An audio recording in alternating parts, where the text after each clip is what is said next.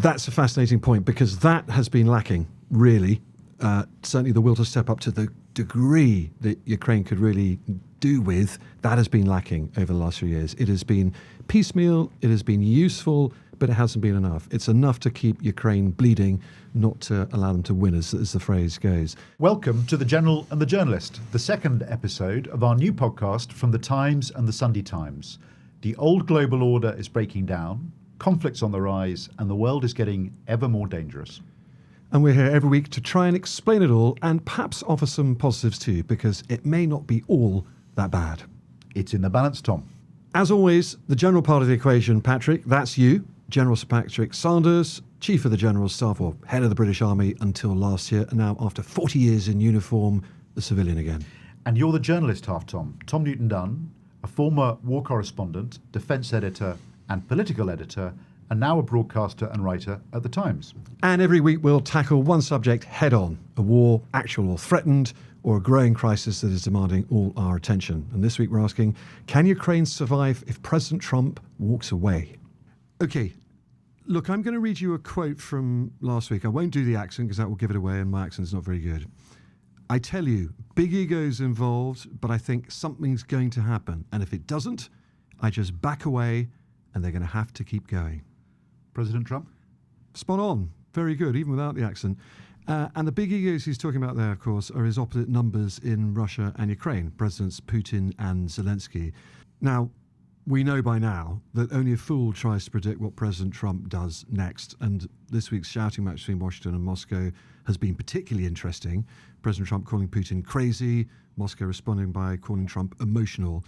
The hot air aside, though, it does now really feel that we're approaching a moment where there is a very serious and high chance indeed that Trump and the US will walk away entirely from the war in Ukraine. Yeah, and isn't that a change from last year when President Trump, or Donald Trump as he was then, former President Trump, promised he'd end the Ukraine war in just 24 hours. Well, over 100 days in now, and no progress has been made. And this week, the Wall Street Journal reported Trump is tiring of the peace negotiations and he's considering abandoning them altogether if a final push doesn't work. So we are agreed. We're going to take that threat very seriously, and so we should. Yeah, and I think the ultimate question is, can Ukraine survive without the US? So as always, we're going to try to call it and give our answers to that question at the end. So let's just remind ourselves, the war in Ukraine still is a grinding, high-intensity conflict with no decisive end in sight. Russia's committed over 600,000 troops overall, including around 50,000 in its latest offensives in eastern Ukraine. And Ukraine has fielded a force of approximately 800,000 personnel. And of course, Ukraine relies very heavily on Western military aid to sustain its defense. But I want to begin by looking at Russia and asking you, after all, they started the war, and asking you, why is Russia fighting this war? Yeah, it's sometimes hard to remember, isn't it? It's a really important point. For Putin, this war has always been less about a land grab, taking those 4 oblasts, Crimea and everything else he wants, and more of a fight for the survival of Russia against what he sees as a very hostile West. So his 3 publicly stated objectives, none of which he's ever resolved from right up to this present day, is the denazification of Ukraine. He thinks Ukraine is run by a bunch of Nazis, which means obviously installing a regime that is sympathetic to Moscow and Kyiv instead. The demilitarization of Ukraine, meaning removing Ukraine's ability to defend itself basically, and linked the neutralization of Ukraine, which means it has no Pax treaties or security guarantees from any Western powers whatsoever. Yeah, and we associate those war aims with Putin because he said them so publicly. But of course, what Putin has done very effectively is to militarize society. So it's not just Putin and his henchmen who think in those terms. You're seeing quite a lot of evidence from soldiers, Russian soldiers on the battlefield, who think that anything less than achieving those objectives would mean defeat. So there's a great quote from an article in the New York Times interviewing anonymously a series of Russian contract soldiers. One called Yevgeny, who fought in Ukraine until December 23, said, "We've shown our strength. The whole world is fighting against us and they're not getting very far. I don't want to see any concessions because I have seen the price of every fistful of land." And of course, there's a interesting survey from the polling company Chronicles, in which almost half the respondents said that they would not support a peace deal that falls short of those initial goals that Putin's described. So Putin's in a bit of a bind, because if he achieves anything less than that, his political situation is going to be tricky. I think that's a really important point, Patrick, because we in the West, and we have done really for the last 3 years, or if you go back 80 years, think of Putin, think of Russian leaders, Soviet leaders, as these sort of very unpopular, unpleasant dictators holding power entirely by force, forcing a very unwilling Russian population to wherever they want to go. The Russian people are nice, and if only they weren't led by an awful dictator. Of course, the Russian people are nice, but the truth is, actually, a huge amount of Russians do support Putin and do really support this war, and we can really say the majority of them. Yeah, and because, of course, Putin has characterized this as well as being much more, as you say, than about Ukraine. What he keeps coming back to is this notion of getting after what he calls the root causes of the war, which he really sees as NATO expansion. So what he would really want to achieve is to push the borders back to where they were in 1997, so to push NATO's influence back, and to extend the Russian sphere of influence into Central Europe, which they see as their right, and even to reclaim territories that he sees as part of Greater Russia, that parts of the Russian population describe as historic Russia. And worryingly for Europe, that means the Baltic states, it means parts of Finland, parts of Poland, and of course, all of those countries are NATO members. Yeah, I totally agree with that. For him, really, this is a quasi-shadow war against NATO. That's what Putin is really thinking about, what's in the back of his brain. I think this point is really well illustrated in the last couple of weeks, Patrick, by if you look at exactly who Putin chose to send to Istanbul for the peace talks that were going to be that great meeting of Zelensky, President Trump and Putin on that great Thursday. Of course, that never materialized. Instead, Putin sent a fascinating guy called Vladimir Madinski to lead the Russian delegation. And Madinski, well, he's quite a well-known figure in Russia, has been for some years now. He's a very hardline historian, an ultra-Russian nationalist, and currently serving as a presidential aide to Putin. A tiny bit of history, because he's a very colourful character. He was a former Minister of Culture briefly, about 10 years back in the Russian government, and known largely at the time for trying to change Moscow street names and metro stations to the names of well-known Russian revolutionary terrorists who used to plant bombs and kill lots of people, including several attempts on the Tsar. So maybe not the greatest idea to name metro stations, transport networks after mass bombers, which is why it didn't happen. So he went to Istanbul. He started off with a history lesson, basically, lecturing everybody in the room. Presumably flawed. It was his version of history, put it like that. Everyone has their own different versions in a Trump-esque world, if we remember back to 2016. But his began with basically conveying the message that Russia is going to fight this war for as... His began with the very strong message that Russia is going to fight this war for as long as it takes. So he went on to cite the Great Northern War of 1700 to 1721, which was fought by Russia against Sweden over Baltic possessions. And he told the Ukrainians, Russia is prepared to fight forever. Yeah, and he would say that, wouldn't he? But I think that the idea that Russia never backs down, which has kind of become accepted wisdom, is a bit of a myth. I mean, if you look at the history, there are no shortage of examples where Russia has ended wars or indeed has backed down when the pain threshold becomes too high. So they did it against Japan in 1904, in World War I in 1918. They lost to Poland in 1921, in Finland in 1940, memorably the Winter War, and of course, most recently, we've had them backing out of Afghanistan in 1989 and in Chechnya in 1996.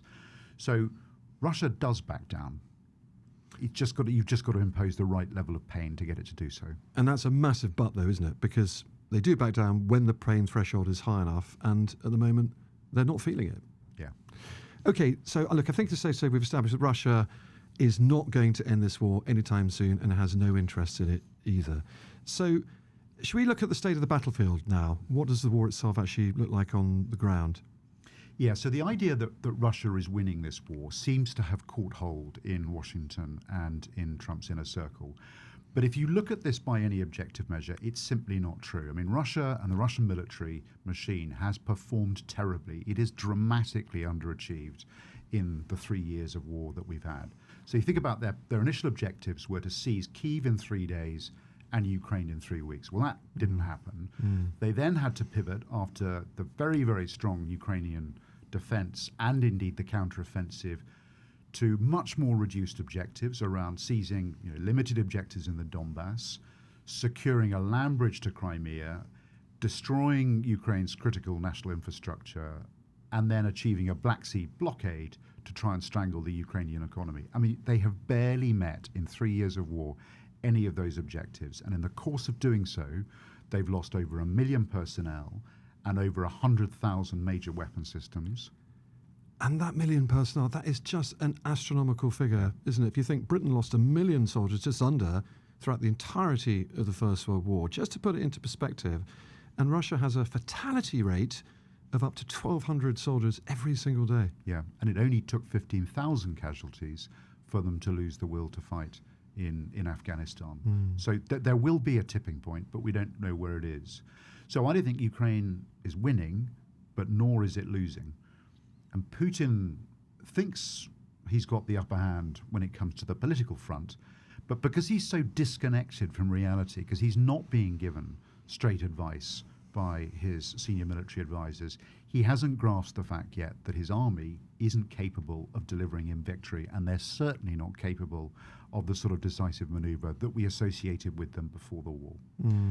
And there's something about Russian character, military character here. So there's something really interesting about the character of the Russian army as well. I mean, I saw them up close and personal when I served alongside them in Kosovo. They were in control of the airport, if you remember. And This is what, late 1990s? This was 99, 2000, round about then.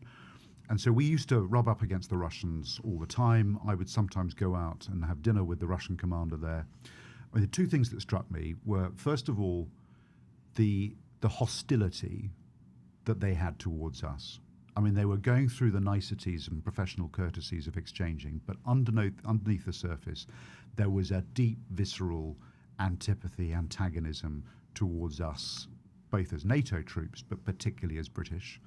Which we didn't share at the time, did we? Interesting. That was the time of Tony Blair saying Putin can be my friend. Russia's come out of the Cold War and now they're going to be a great ally. But it's fascinating that just wasn't reflected on the ground with actual personal relationships.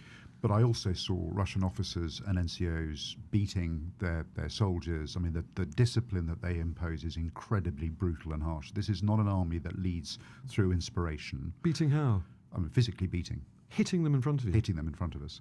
And the indiscipline we saw from the Russian soldiers downtown in Pristina, where they were going to brothels, where they were fighting. This is not an army that you wanted to be particularly associated with, and certainly very different values to ours. And we don't think it's changed that much. Well, I think you look at what happened in Bucha in the early part of this war and what's going on in the occupied territories of Ukraine. You're seeing all of that play out. Okay, balanced against all that, then Ukraine's perspective. So they're still losing ground on the battlefield. That is obvious, but it is fractional. It's field by field. It's not town by town. Russia's still really struggling to take any of the big towns or cities in the Donbass region on the front there, and have done all along, really. And the situation for Ukraine is much better than I think many predicted. Certainly in the autumn last year, there was a lot of foreboding after the failed Ukraine offensive. The front lines are fairly stable, but the situation certainly is tenuous. Okay. So that's what's going on the battlefield now. Let's think a little bit about the near future. What do you think we're going to see happening in the next few months, Tom? Well, I think Putin is doubling down. He's going to continue doubling down throughout the summer, and we've already started to see that. First is with an increased wave of massive airstrikes, devastating airstrikes over the weekend, to the biggest so far in the whole war. The biggest of the entire 3-year war so far came on Sunday night. More than 350 drones thrown at an array of Ukrainian cities, including Kyiv, into residential areas, killing civilians, killing children. And it's all about trying to wear down the morale of the Ukrainian population so that he can convert them into preferring an unfavourable peace deal rather than just sort of try to fight on. Classic Soviet tactics, if you like. And it's quite hard to see how that plays out, because sometimes going after the civilian population can wear them down. But as we saw in the Second World War, strategic bombing against Germany and German bombing against the UK actually stiffened the population's resolve. Yeah, that's true. And the second area where Putin's going to double down is going to be a Russian summer offensive. So we know now that's coming. And this is really his bid for more leverage in any possible peace talks or peace deal that he is eventually maybe forced into in some time to come. He wants to try and get more concessions out of Ukraine so he can get them to agree to a rubbish deal. Continuing the fight is futile, he wants Ukrainians and, in fact, Europeans and Americans to think, because they'll only end up losing more and more territory. And we've got a rough idea, Patrick, of what the summer offensive from the Russians might now look like, haven't we? I don't think we've got a detailed idea, but we've got a sense of it. I mean, they've shuffled their commanders, they've built up reserves equipment. They're now, I think, in a position, particularly now that the spring has come and the going gets a bit easier, to increase the tempo and scale of their attacks. And of course, they benefit from a little bit more tree cover and so on in the spring. But I don't think we're going to see decisive blitzkrieg-style offensives. First of all, because they're not capable of it. I mean, we've seen that over the last 3 years. So you're going to see gradual, increasing, expanding pressure around the main axis, which is around Pokrovsk, the small town that they've been fighting for months, and Konstantinika, so that they can seize all of Donetsk.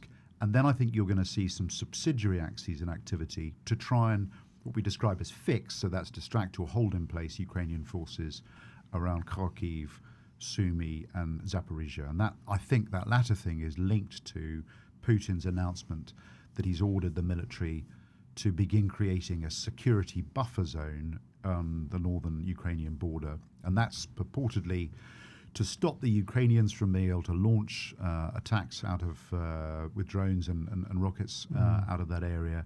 But it's also clearly an attempt to try and threaten Ukraine from the north. I don't think he's got the capacity to do so. Well, it's interesting. So that is beginning to be written up by military observers as a second renewed front. So obviously the full-scale invasion in February 2022 came very much from the north as well as the east, but piling Russian troops towards Kyiv. We think this is potentially going to be something quite similar. Creating a buffer zone means taking Ukrainian territory over that northern border, but you think it's a bit more of a feint than an actual full-blown military threat? So one of the great mistakes to make in campaigns is to dissipate your forces, to spread your forces. You have to concentrate your forces. Concentration of force is one of the principles of war, and Putin simply doesn't have the resources, let alone the tactical skill, or his army doesn't have the tactical skill to be able to maneuver in that way. I might be wrong, but my sense is it's pressure, but it's not going to be decisive. Putin's aim, of course, being trying to pull Ukrainian forces away from the Donbass to tackle the northern threat. Yeah, that's what we mean by fix. Okay, so look back to our question then, Patrick. Can Ukraine survive if Trump walks away? And I think we now really need to define what walking away would actually look like, an American walk away. So let's start with what the US does right now to support Ukraine, shall we? What does the US do right now? And crucially, what does it do that's really important for Ukraine's defense? Well, let's start with the macro and just think in terms of dollar signs. So since the invasion in February 22, the US has committed $66.5 billion in military assistance and over $50 billion in financial aid. And of course, Europe has matched that by way of a contribution as well. So how does that translate on the ground then? What is the crucial equipment?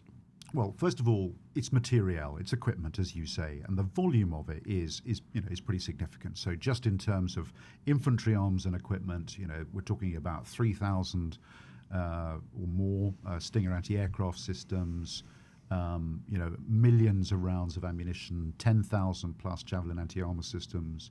For artillery, we're talking about over 3 million rounds of 155 millimeter artillery ammunition. That's the largest caliber of ammunition for the artillery, and then 1 million of 105 millimeter, which is a lighter gun. 3 million rounds is a lot of rounds of ammunition by anybody's standards, isn't it? It is. Russia has never been able to really exploit, at one stage, the 12-to-1 advantage it had in artillery ammunition. Russia had 12 times the amount of artillery shells to fire at Ukraine than Ukraine could return. Yeah, it's down to about 2-1 now. So they were never able to capitalize effectively on having that advantage. So the other areas of support, which are hugely important that the US provide, a lot of intelligence and targeting. So this is drawing on different sources of intelligence. It's being able to take that intelligence, to package it, to turn it into actionable targets, particularly dynamic targets, ones that are moving, and then be able to strike that. And that really has been, in many respects, the single most important thing that the US can provide. They provided a lot of the deep strike capabilities. So that's the systems, the HIMARS, the high mobility artillery and rocket system, and the ATACMS, the Army Tactical Missile Advanced Missile System. You can still conjugate that. I'm very impressed. I probably got those wrong, but we can test that later on. And those are the really long range fires that allows the Ukrainians to target railway depots, headquarters, logistics dumps up to 300 kilometers beyond the front line.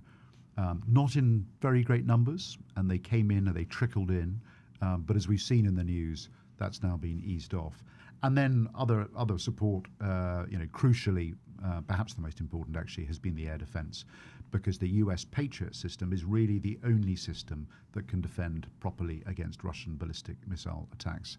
And there's nothing that the Ukrainians have got yet, though they're developing it, or the Europeans have got that can replace it.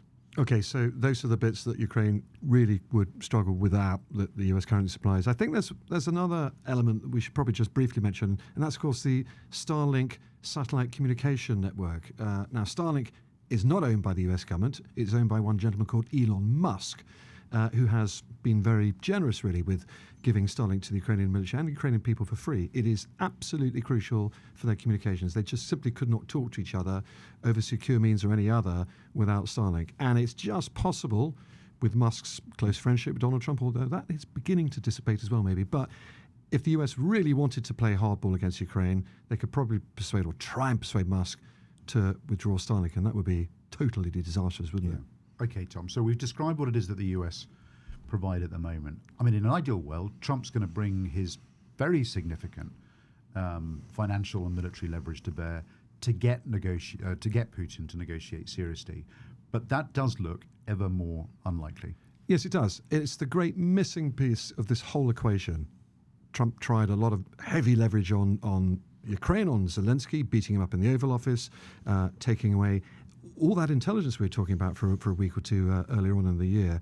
But he hasn't done anything of serious pressure on Putin. He's missed 4 different opportunities threatening to.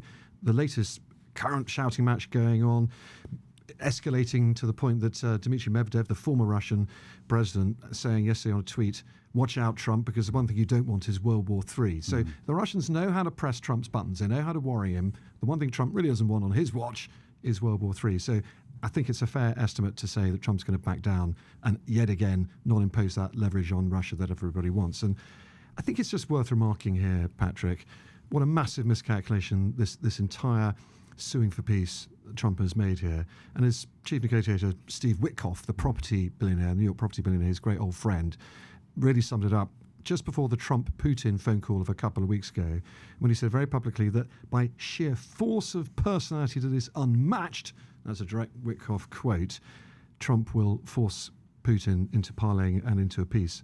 That obviously hasn't happened in the slightest. So let's try and drag us back to the sort of question we've set ourselves. I mean, we've talked about walking away. I think we need to try and define what we mean by walking away. And I think we think about this in 3 ways, don't we?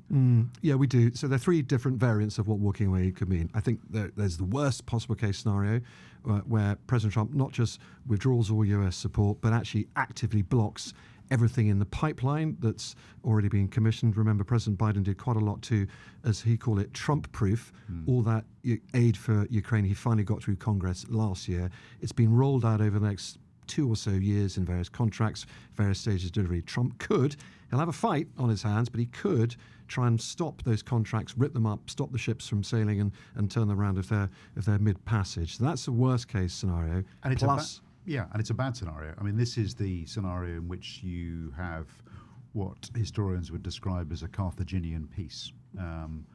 And that's because Trump really wants to see the world in terms of great powers and spheres of influence. He sees Putin as an equal. He doesn't see President Zelensky as an equal. And for him, the value in this scenario of forging a relationship with Russia and with Putin means that Ukraine is an obstacle to it, and he's prepared to run over it.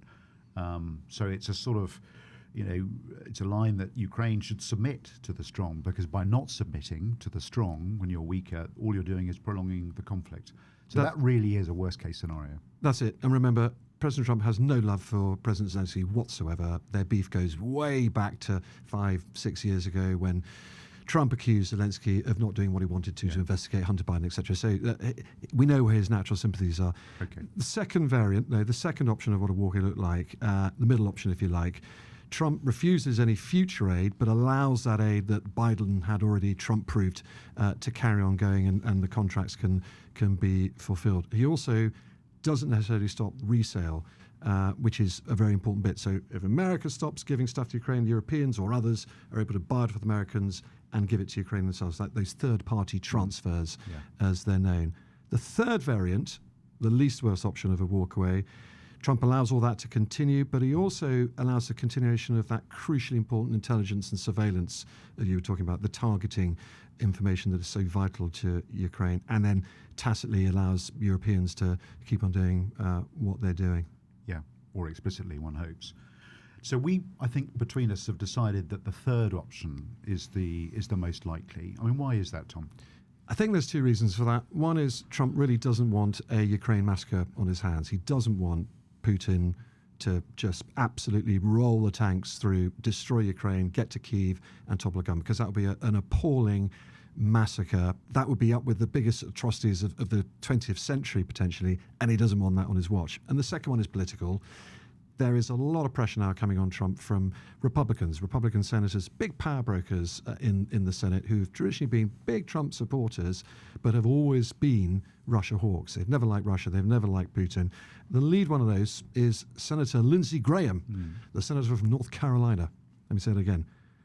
The senator from South Carolina. Are you familiar with Senator Graham, Patrick? He is currently chairman of the Senate Budget Committee. He's a big player in Washington, D.C., and is incredibly keen on imposing these secondary sanctions on Russia, exactly that kind of pressure that we just talked about that Trump is currently refusing to do. He's even offered a bill with a Democrat senator, so it's a cross-party bill that would put 500% tariffs on goods imported from countries that buy Russian oil, like China, and it has 82 different co-sponsors in the Senate. So that's, over 4/5 of the entire Senate who want this to happen. That's a lot of political pressure from Trump's own Republican supporters that I think he would be very, very ill-advised to ignore. So the next logical thing to then ask, Patrick, is what would have to happen to keep Ukraine in this fight? If Trump does indeed walk away, what would need to happen to keep Ukraine going? Well, probably the starting point is Ukraine actually helping itself. I mean, this is not the first time that US support has been held back. So Trump himself froze support to Ukraine in 2019, pre-invasion.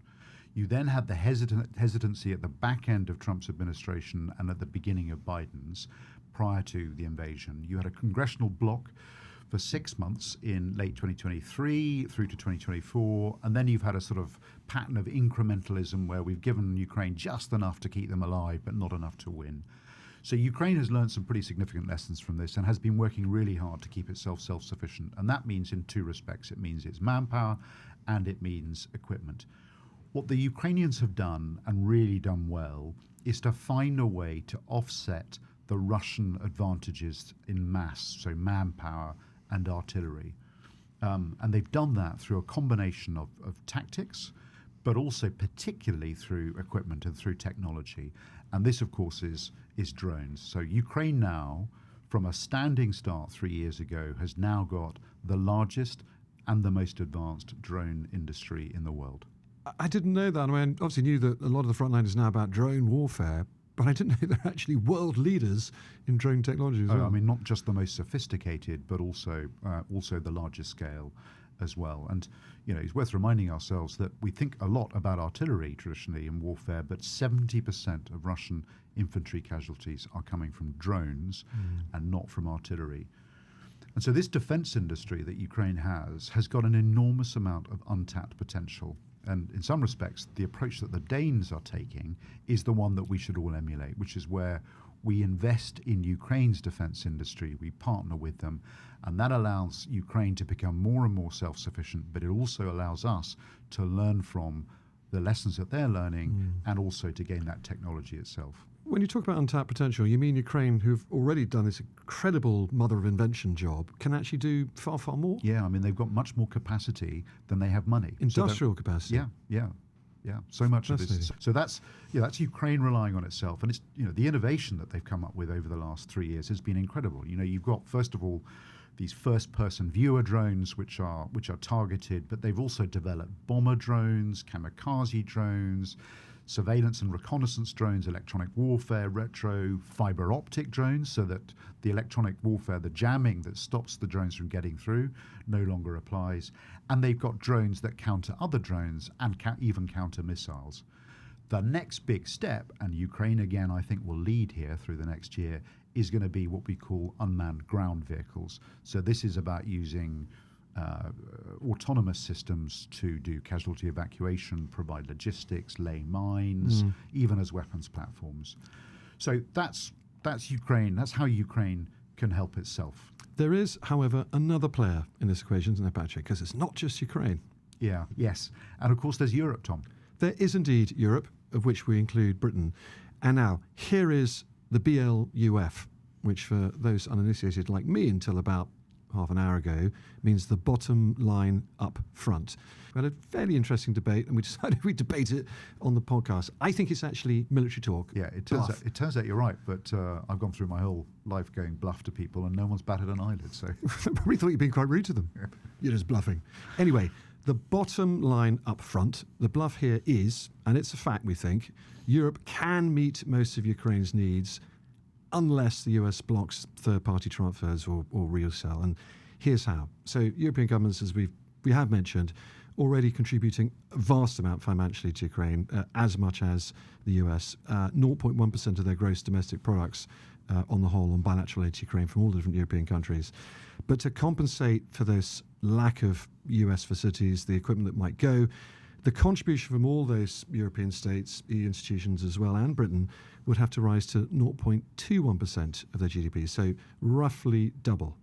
Some countries are already contributing more, the Baltic states, the Scandinavians, others a lot less. And in absolute figures, this means an increase in total European aid from the current 44 billion euros a year to 82 billion euros a year, which is a substantial sum of money. Lots of good military systems, military equipment going, Leopard 2 tanks from Germany, MiG-29 fighter jets from Eastern European companies who have them, T-72 tanks, etc. But they would need to buy those bits of crucial American equipment you talked about, long-range strike, HIMARS, ATACMS, etc. And, of course, within Europe, Patrick, we're talking as well about a very significant UK contribution. Yeah, and of course the UK has been a leading donor. First of all, in terms of military equipment, when I was head of the army, we effectively, to a large extent, bled the army white. So we gave away all of our self-propelled artillery, a large proportion of the ammunition, a squadron of Challenger 2 tanks, and we didn't have that many of those. Which you must have felt a huge fleet of mixed feelings about. Let me say that clearly. Which you must have had mixed feelings about at the time. Yeah, it was difficult, and to be honest, for a lot of our soldiers, it felt quite emotional. Not least when one of the Challenger tanks was destroyed on the battlefield. No, I had no difficulty with giving this equipment away. I mean, not that my personal feelings really mattered. I thought it was the right thing to do. I also thought it would have been the right thing to do to replace it more quickly than we have. But that's sorry. A fair point, which we might come across with a scab that I'm strategic defence review coming imminently. Yeah, that's a scar that's scratching. But also, it hasn't just been the material support. There's also been the financial support. So we've provided 5 billion in non-military support, 13 billion in military support. And we've now said, the Labour government has said that they will commit 3 billion a year for as long as it takes. Right. So cash terms, 3 billion a year so far. But for the UK to up that to 0.21% of GDP, not to get too technical about it, we'd effectively need to increase annually to £5.5 billion a year. That's at least £2 billion a year more. And just to put that into perspective, what that actually means, DEFRA's entire budget, DEFRA's Department for Environment, Food and Rural Affairs, their entire budget is £5.9 billion a year at the moment. So in other words, everything we currently spend as a government on farming, food, waterways, the lot of it would, in equivalent terms, have to go to Ukraine. That's a lot of money to find down the back of the sofa. And do you think Europe has the will to step up, Tom? That's a fascinating point, because that has been lacking, really. Certainly the will to step up to the degree that Ukraine could really do with, that has been lacking over the last few years. It has been piecemeal, it has been useful, but it hasn't been enough. It's enough to keep Ukraine bleeding, not to allow them to win, as the phrase goes. I think that is very interestingly changing. So the point was put beautifully by the current Ukraine ambassador to the UK, one General Valery Zaluzny, a man known to you because he used to run the Ukraine armed forces. He was the man, the military man leading the entire defence of Ukraine. He put it brilliantly in a speech at the London Defence Conference the other day. He said, "What is the purpose of an alliance that is afraid of having an enemy?"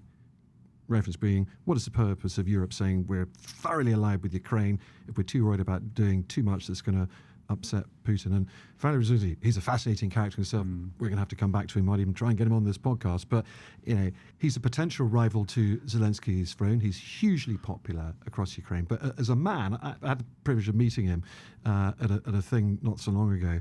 He's a huge bear of a man. Doesn't like to give interviews. We're still working on him. But he's this huge bear of a man. And he said to me, really just in small talk about explaining what's going on at the moment, he said, "With these hands," and he lifted up these hands, "with these hands, I have killed Russian soldiers." And you know what? I really believed him. And pretty much everything else he said after that, I was taking almost entire dictation from. Well, You've met him as well. I have, or maybe for another time. But yeah, I spent some time with him in eastern Ukraine on the Sea of Azov near Mariupol just before the invasion. And like you, I was enormously impressed. I mean, here is a man who started off commanding a brigade and then found himself in the position of commander of the Ukrainian army, a position he didn't expect, he told me at the time he didn't think he'd be in it for very long. And then through skill and resilience and force of character and genuine leadership, forged that extraordinary Ukrainian resistance. I've got some very good drinking stories about Valery, which we might save for another time. But the thing that keep it clean. Yeah, the thing that struck me the most was, he was there with all his commanders at this lunch, and here was a group of people who had been fighting Russians since 2014, were battle hardened, and the depth of relationships and trust between them was quite remarkable.